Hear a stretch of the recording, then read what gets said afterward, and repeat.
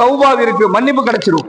இரண்டாவது, நம்முடைய ரிசுக்குகள் நாம் எதிர்பார்க்காத திசைகளிலிருந்து அல்லாஹ்வுடைய ரிசுக்கை பெறக்கூடியவராக அவர் மாறுவார், அவருக்கு அது கிடைக்கும்.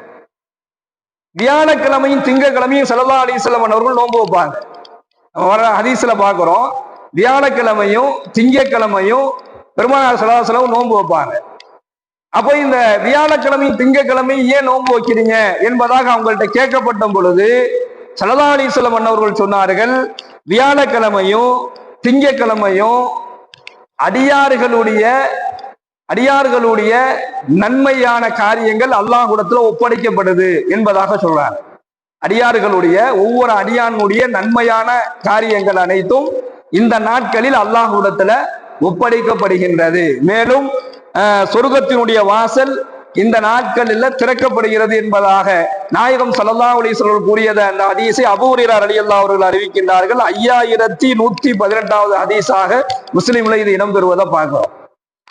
ஆனா இவரை தவிர அப்படின்னு ஒரு ஆளை சொல்றாங்க.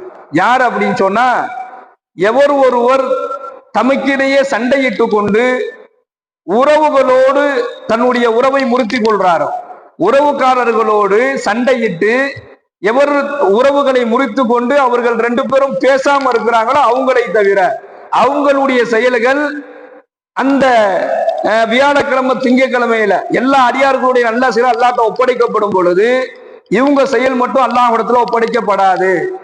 அல்லாஹ் சொல்லுவானா, அந்த நன்மைகளை ஒப்படைக்கக்கூடிய அந்த மலக்குகளை பார்த்து அல்லாஹ் சொல்லுவானா, அவங்க ரெண்டு பேரும் அந்த உறவுகளை முறிச்சு பேசாம இருக்கிறாங்களே, சண்டையிட்டு கொண்டு பேசாம இருக்கிறாங்களே, அந்த ரெண்டு பேரும் அவங்களுக்குள்ளேயே சமாதானம் செய்து கொள்ளாத வரை அவர்களுடைய நல்ல அமல்களை என்கிட்ட வந்து சேர்க்க வேண்டாம் என்பதாக அந்த மலக்குகளுக்கு அல்லாஹ் கட்டளையிடுகிறான் என்பதாக நபிகள் நாயகம் ஸல்லல்லாஹு அலைஹி வஸல்லம் அவர்கள் சொல்லி காண்பித்தார்கள்.